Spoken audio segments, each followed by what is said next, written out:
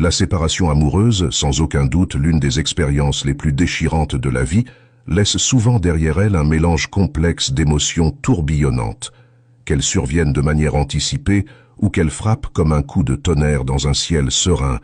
La fin d'une relation amoureuse peut engendrer un sentiment d'incertitude et de douleur profonde.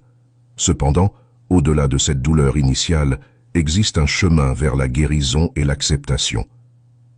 Dans cette quête pour surmonter une rupture, 3 étapes cruciales se dessinent, offrant non seulement la possibilité de guérison personnelle, mais aussi celle de faire réaliser à l'autre ce qu'il a perdu.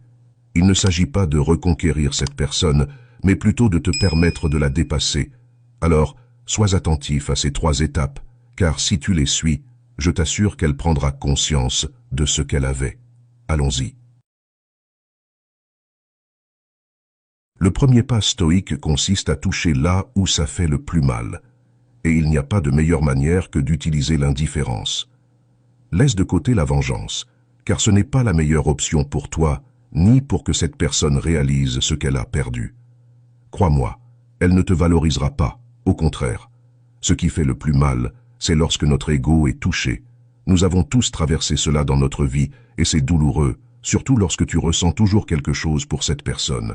Mais tu réaliseras que c'était nécessaire à ce moment-là pour toi. Beaucoup essaient de récupérer l'amour d'une personne en croyant qu'ils n'ont pas donné assez, mais cela ne fera que t'éloigner davantage et te causer plus de douleur. Montrer de l'indifférence envers elle est la clé. Bats-toi pour tes rêves, tes projets, et réalise que ta vie ne tourne autour de personne d'autre que toi-même.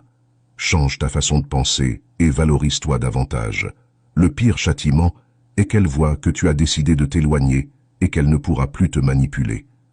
L'indifférence envers une personne est en effet ce qu'il y a de plus efficace, et cela l'est encore plus pour une personne narcissique.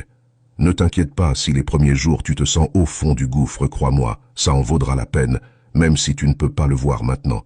Cette personne se demandera pourquoi tu ne la cherches pas et réalisera qu'elle a perdu le contrôle sur toi.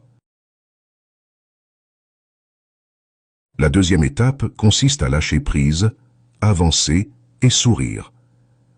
Nous entrons dans la phase la plus cruciale. Cette personne ressentira probablement des regrets de ne pas t'avoir valorisé, mais cela ne signifie pas que tu devrais retourner vers elle. Elle pourrait te dire tout ce que tu veux entendre, te faire des promesses qu'elle n'avait jamais tenues auparavant. C'est là que tu dois montrer ta force. Tu pourrais te sentir puissant maintenant que les choses ont changé et qu'elle te cherche, ou bien tu pourrais retomber dans son jeu. Mais souviens-toi d'une chose, cette